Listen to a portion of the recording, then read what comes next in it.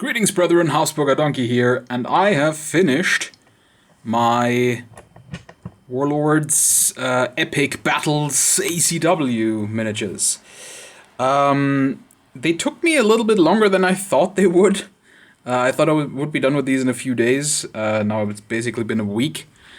But I also wasn't extremely... I was a bit lazy this week in terms of painting. I did a bit of tidying up and such, and did a bit of work, so didn't really spend all that much of my personal time on painting this week, but that's fine. I think in total hours painted, this was maybe 5, I would say. I don't think it was much more than that. And obviously, maybe I was actually more like 7. That doesn't matter, but it will definitely be less per item when I have more of them to paint at once, because it's really easy. It's a bit some of the steps are a little bit annoying on this many figures, but I think it'll be fine in the end. So first of all, now you can see the sort of inward moved flank companies in their full glory, and I think it was totally worth it to sort of shorten their bases on the inside and then move them to toward the middle a little bit. It doesn't look ridiculous on the outsides, I don't think. I actually think this sort of empty area on the outsides gives the unit a sort of cohesive look, kind of a this is where the unit ends sort of thing. And yeah, I really like it. Now, Leon T66 said that he'd be worried about how the unit looks in a column. And he's kind of correct. If you line the bases up, they do look... It does look a little bit wonky. You can see it better if you... Ooh. See from the top. It's a bit wonky, but I don't think that's that big of a deal. Column is just not that important in an ACW setting, I would personally say, because well, they fell out into line pretty quickly. So yeah, I don't know. It doesn't bother me that much, and I just think that the line formation, which is what I'm going to see them in most of the time, this just makes up for it because it just looks so much better, in my opinion. Yeah, so as you can see, let's see if I can sort of get a bit of a close-up of these. I said in the previous video that I trimmed down all the hats that these figures have to kippies. And once they're painted up, I just don't think you can even tell that they used to have heads, used to have hats, so I think they look perfect. Yeah, I really like them this way. Will I continue this for all of them? I really don't know. I do like the look of it, but yeah, I don't know. We'll see. I'll make a decision on that later. The way I painted these was super simple. Yeah, it was very little work in total, which is making me look forward to having a lot of these to paint at once. I'm probably gonna do sort of 4 to 5 regiments at the same time. Yeah, so I'll have to do sort of 4 sets for each army. I think the Confederates will probably take a little bit more time, but that's okay.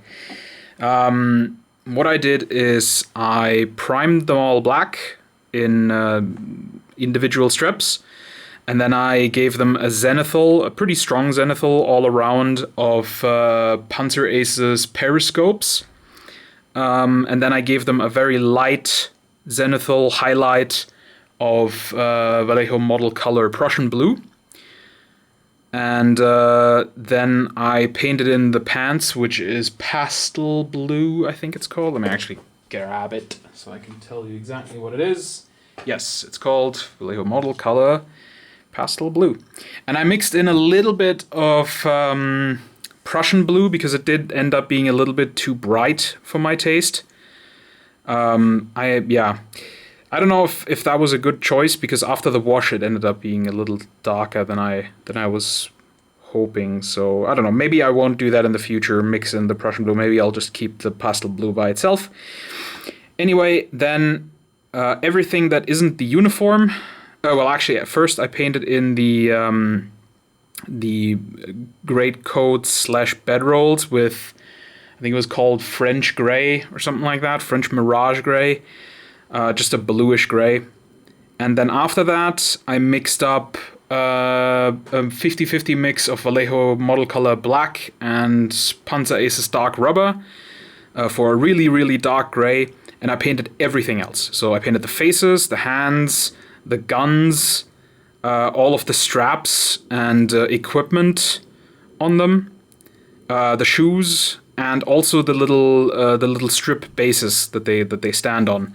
And that was basically just to then have sort of a base for all the other colors to go onto. Because after that, I washed them with Drakenhof Nightshade from Citadel, and then I painted in all the details. So all of the... Let's grab this one because I haven't shown that one close yet. Not that it's too different. But yeah, then I painted in the silver for the rifles. I painted in the golden belt buckles and shoulder strap buckle thingies, and the badges that they have on the ammo pouches. And I know some of these on their back aren't ammo pouches. They're some other equipment thing. But I made them ammo pouches by just putting the golden dot on them. Yeah, and then I painted in the faces and 3 different hair colors. Some, I don't know what brown. I think it was leather brown, Vallejo Model Color. Maybe orange brown, I don't remember. And old wood. And left a few of them have black hair. And that was it. That was all I did. And I just basically painted all of those things in on top of that sort of dark gray that I mixed, and after putting on the Drakenhof Nightshade wash, that was basically black. But yeah, I also put the Drakenhof Nightshade over the trousers, and I do think that maybe with just the pastel blue, that would look more appropriate. I don't know. We'll see. I might try it differently in the next batch. But I do like the look of these, so maybe not. But yeah, that's pretty much all I did. For the faces, I used pretty much the same technique of painting that I used for all my Flames of War figures, which is basically paint the nose, leave a black ring around the nose, and paint the entire rest of the face just flat, flesh color, and paint the hands flat as well. Because anything else, I think, is ridiculous. You're not going to see it. And at a distance, this looks... this looks perfect. You do see, like at 2 feet away that I am now, you still see the noses, and that's perfect. That gives the illusion of a face. Doesn't need any more. Then I put them on the bases, and I screwed up because I first put the mud on that I use on my Oathmark basing because it was late at night. But then I just put the Luke's APS basing materials right on top of that, and it works out okay. So I'm not too worried. This is a mix. I had 2 bags of his stuff. One was pine forest ground cover, I want to say, and the other one was scrublands. And I did a 50-50 mix of that and put it just straight over the base, and that was really it. So you get some of these foamy bits that I will probably put some thinned glue on at the end. Some thin PVA to really stick it down. But other than that, yeah, there's some nice large rocks in there, and I think it makes the bases look plenty interesting and very sort of North American looking. And I went with goblin green edges because I don't know, for some reason I really like that at the moment. So I'm just gonna stick with it. I was trying around and going, should I go black? But you know what? I actually like green base edges, so why not just do it? All right. Oh yeah, and the flags are from a company called...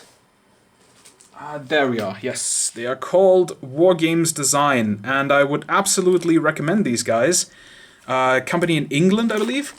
and I ordered them. They weren't too expensive. I got flags for my entire army plus extras that I just wanted for a variety for the Confederates. So I have 2 sheets of these, which have 12 flags each. I have one that is 1861 designs, and then I have a later one that's 61 to 63 designs. And that's going to cover all of my Union regiments. And yeah, I know some of them had different flags than the battle flag, but I'm not going to go around finding Irish brigade flags and stuff like that. I'm just not too worried about that. And yeah, and then I also got a... Oop. There we go. I don't know if the camera sometimes cuts out when I sort of go behind it. I don't know if that happens in the video as well. I hope not.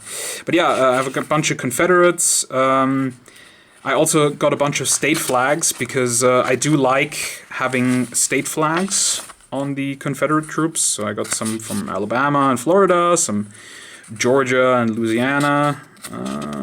What else? I think... Yeah, the Tennessee and Texas, and I think I also got one for the Carolinas. Yes, North and South Carolina. And then I got a whole bunch of free flags, because I don't think I ordered any cavalry flags for the Confederates. At least I think I only bought Union cavalry flags, and I got some free flags. So I got some free cavalry flags for the Confederates. And then some free stars and bars, which I don't think I ordered any of those. So yeah, pretty neat, pretty cool that they gave me 3 free flag sheets.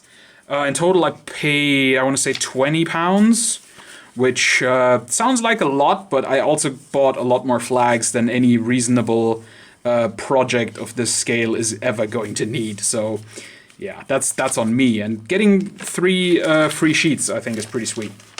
So totally recommend Wargames Design.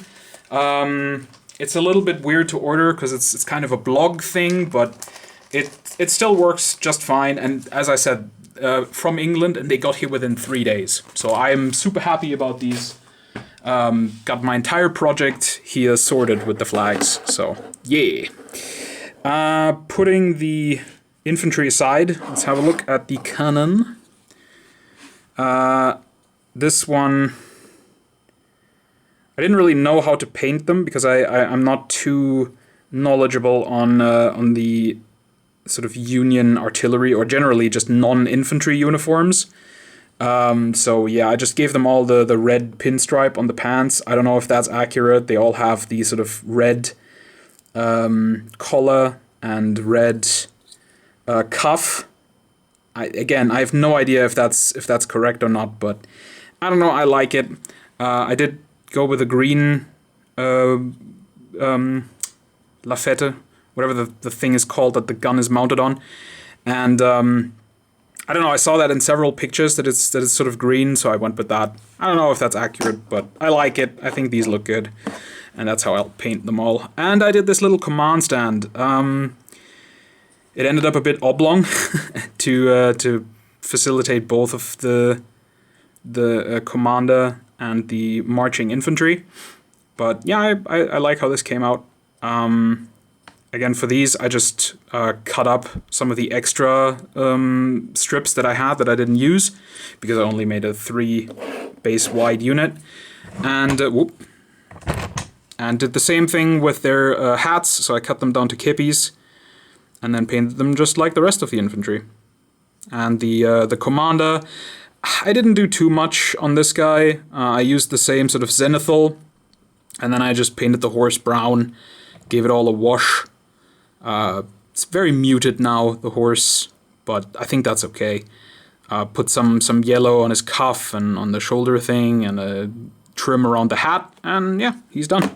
So that's all there is to these guys. I'm really happy with them. I think they look awesome. And I honestly can't wait to paint more of these, because I think as an army this is going to look fantastic with 20 of these regiments, and then maybe also some cavalry and a bunch of artillery and a bunch of command stands, and yeah, maybe even some zouaves.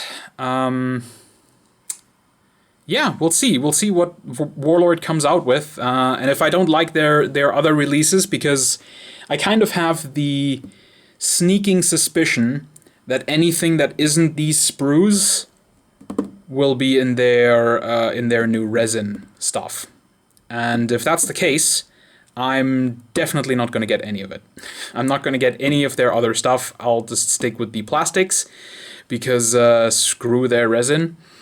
And screw resin in general, and I will probably just get a bunch of extra stuff from Callistra. So some cavalry and some zouaves. Yeah, and maybe some sort of skirmishing guys, so I can make some regiments in sort of, skirmishing regiments, rifle regiments. All right, hope you enjoyed it.